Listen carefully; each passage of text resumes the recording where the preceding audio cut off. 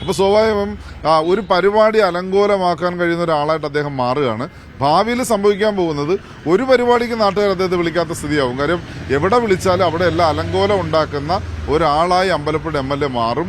അദ്ദേഹം വലിയ പരിണതപ്രജ്ഞനായ ഒരു രാഷ്ട്രീയ നേതാവായിരുന്നു. അദ്ദേഹത്തിൻ്റെ ആർത്തി പൂണ്ട അധികാരത്തോടുള്ള അദ്ദേഹത്തിൻ്റെ ആർത്തിയാണ് അദ്ദേഹത്തെ ഈ നിലയിലേക്ക് എത്തിച്ചത്. അദ്ദേഹത്തിന് സമനില തെറ്റിയ നിലയിലാണ് അദ്ദേഹം ഇപ്പോൾ പ്രവർത്തിച്ചുകൊണ്ടിരിക്കുന്നത്.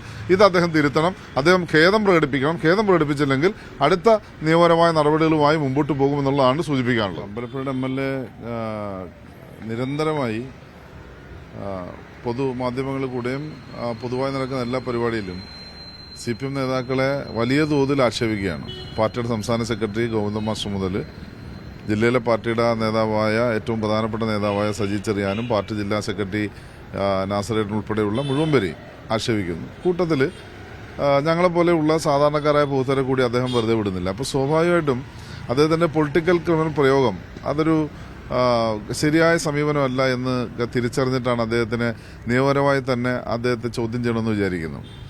കാര്യം അദ്ദേഹം എല്ലാത്തിനും നിയമം പറയുന്ന ആളാണല്ലോ. ഏത് പൊതുപരിപാടിക്ക് പോയാലും അവിടെ വരുന്ന വേദികളിലെല്ലാം ആലപ്പുഴ നഗരസഭയിലെ വനിതാ നഗരസഭാ ചെയർപേഴ്സന്മാരെ ആക്ഷേപിക്കുക, ഏതെങ്കിലും പ്രതിഷേധത്തിനകത്ത് മുദ്രാവാക്യം വിളിച്ചാൽ അവരെ അടച്ചാക്ഷേപിക്കുക, സ്റ്റാൻഡിംഗ് കമ്മിറ്റി ചെയർമാൻമാരെ ആക്ഷേപിക്കുക. അപ്പോൾ സ്ത്രീകളെ ആക്ഷേപിക്കുന്നതിനും അപമാനിക്കുന്നതിനും യാതൊരു മടിയും കാണിക്കാത്ത അമ്പലപ്പുഴ MLA നിരന്തരമായി CPM നേതാക്കളെ ഇങ്ങനെ വേട്ടയാടാൻ ശ്രമിക്കുമ്പോൾ സ്വാഭാവികമായിട്ടും ശക്തമായ പ്രതിഷേധം ഉയരും.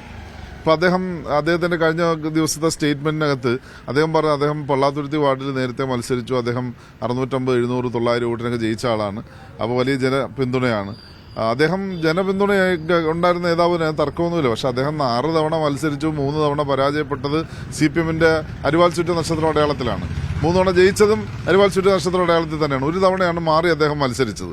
അപ്പോൾ സ്വാഭാവികമായിട്ട് 7 തവണ മത്സരിച്ച് 8ാം തവണ അദ്ദേഹത്തിന് സീറ്റ് കിട്ടാത്തത് തുടർന്നാണല്ലോ അദ്ദേഹം അപ്പുറത്തേക്ക് പോകുന്നത്. അപ്പോൾ സ്വാഭാവികമായും അധികാരത്തോട് ആർത്തി പൂണ്ട് അധികാരത്തിനകത്തേക്ക് പോകാൻ വേണ്ടി അവിടെ പോയി മത്സരിച്ച് MLA ആയതിനു ശേഷം അദ്ദേഹം ആഗ്രഹിച്ച ചില പദവികൾ അദ്ദേഹത്തിന് കിട്ടാതെ വരുമ്പോൾ അദ്ദേഹത്തിൻ്റെ ഫ്രസ്ട്രേഷനാണ് യഥാർത്ഥത്തിൽ ഇത്തരം കാര്യങ്ങൾക്കെല്ലാം കാരണം. അപ്പോൾ അത് ദയവായി CPM സഹാക്കളോട് അദ്ദേഹം എടുക്കേണ്ടതില്ല എന്നാണ് ഞങ്ങൾക്ക് അദ്ദേഹത്തോട് പറയാനുള്ളത്.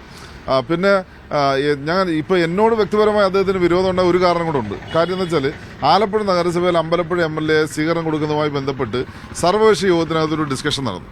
സ്വാഭാവികമായും ആ ഡിസ്കഷനകത്ത് ഞാൻ ഒരു ശക്തമായ അഭിപ്രായം പറഞ്ഞു. എൻ്റെ അപ്പുറത്തും ഇപ്പുറത്തിരിക്കുന്ന 2 മുൻ മുനിസിപ്പൽ ചെയർമാൻമാർ അദ്ദേഹം ആക്ഷേപിച്ചിട്ടുണ്ട്.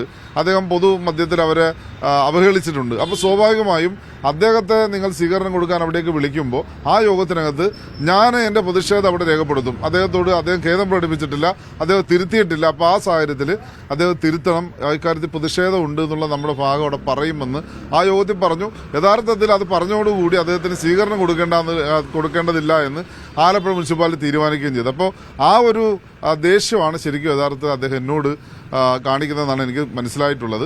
അപ്പോൾ എന്ത് തന്നെ ആയാലും ശക്തമായ പ്രതിഷേധം ഇത്തരം കാര്യങ്ങളിൽ ഇപ്പോൾ ക്ലബ്ബുകൾ, വായനശാലകൾ, ഏത് മൈക്രോ വേദികൾ കിട്ടിയാലും അവിടെയെല്ലാം CPMനെ ആക്ഷേപിക്കുമ്പോൾ വലിയ വാർത്താപ്രാധാന്യം കിട്ടുമെന്നുള്ള ധാരണയിലാണ് അദ്ദേഹം ഇപ്പോൾ പ്രവർത്തിച്ചുകൊണ്ടിരിക്കുന്നത്. അപ്പോൾ സ്വാഭാവികം ഒരു പരിപാടി അലങ്കോലമാക്കാൻ കഴിയുന്ന ഒരാളായിട്ട് അദ്ദേഹം മാറുകയാണ്.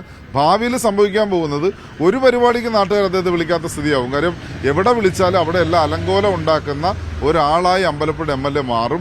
അദ്ദേഹം വലിയ പരിണതപ്രജ്ഞനായ ഒരു രാഷ്ട്രീയ നേതാവായിരുന്നു.